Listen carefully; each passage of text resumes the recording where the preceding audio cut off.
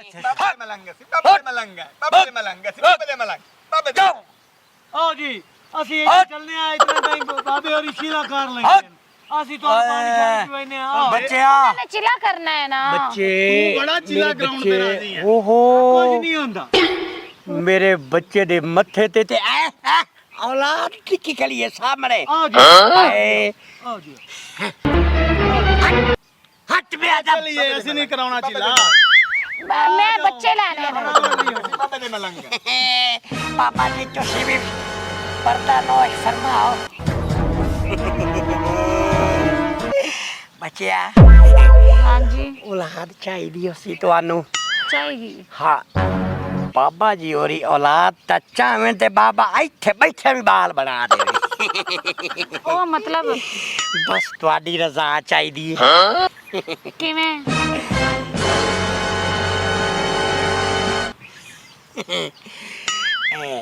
2 minute ਲੱਗਣੇ ਨੇ ਅਸੀਂ ਚੀਲਾ ਕੱਟਣ तो चिल्ला कटो ना मैं कहन तो दई हां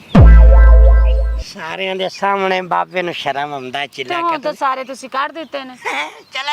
ਚਲੇਗਾ ਆ ਤਸਬੀਹ ਫੜ ਕੇ ਇਹਨੂੰ ਇੱਥੇ ਰੱਖ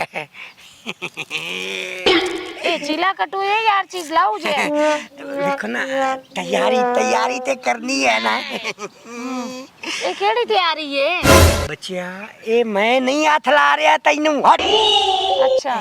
ओ मवक्कलात हाथ ला रही ने मैं नहीं इस तरह दे मैंने बच्चे नहीं चाहिए बच्चिया बाबा जी और ए मैं नहीं हूं ए मवक्किल है ना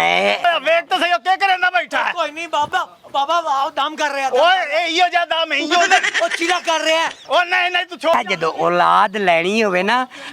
ਬਾਬੇ ਜੀ ਹੋਰੀ ਫਿਰ ਚਿਲੇ ਛਿਲੇ ਕੱਟਦੇ ਬੁਰਾ ਨਹੀਂ ਬਣਾਈਦਾ ਹਾਂ ਢੇੜਾ ਚਿੱਲਾ ਕਰੇ ਨਾ ਗੱਤੀ ਪਰ ਨਿਕਲ ਕੁੱਤੇ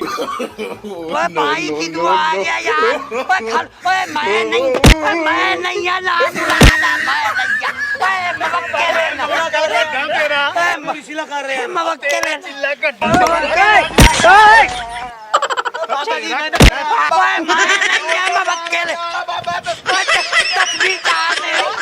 छोड़ के जान ਤਨਾ ਆਖਿਆ ਨਾ ਬਾਬਾ ਗਲਤ ਹੈ ਓਏ ਢੁੰਗੀ ਬਾਬੇ ਹੁੰਦੇ ਨਹੀਂ ਹੋ ਜਾਏ तो की कर इतनी देर होगी औलाद भी तनी सी ना हो रही ਤੇ ਇਹੀ ਤਾਂ ਔਲਾਦ ਕੋਈ ਨਹੀਂ ਲੈਂਦਾ ਜਿਵੇਂ ਤੂੰ ਲੈਂਦੀ ਬੈਠੀ ਆ ਓਏ ਬਾਬੇ ਢੋਂਗੀ ਹੁੰਦੇ ਨੇ ਇਹਦੇ ਘਰ ਤੇ ਆਪਣੇ ਘਰ ਔਲਾਦ ਕੋਈ ਨਹੀਂ ਮੈਂ ਇਹਦਾ ਸਾਰਾ ਪਤਾ ਕਰਾਇਆ ਓਏ ਅੱਲਾ ਤੇ ਯਕੀਨ ਕਰਿੰਦਾ ਹੈ ਅੱਲਾ ਤਾਲਾ ਦੇਸੀ ਔਲਾਦ ਆ 20 ਸਾਲ ਬਾਅਦ ਹੀ ਬਾਲ ਹੋ ਵੈਂਦੇ अल्लाह ते यकीन तो मैनू है वे पर की करा कोई शाप भी तो हीला वसीला करी गए ना ਉਹ ਅੱਲਾ ਸਾਰਾ ਕੁਝ ਸਿੱਧਾ ਕਰ ਦੇਗਾ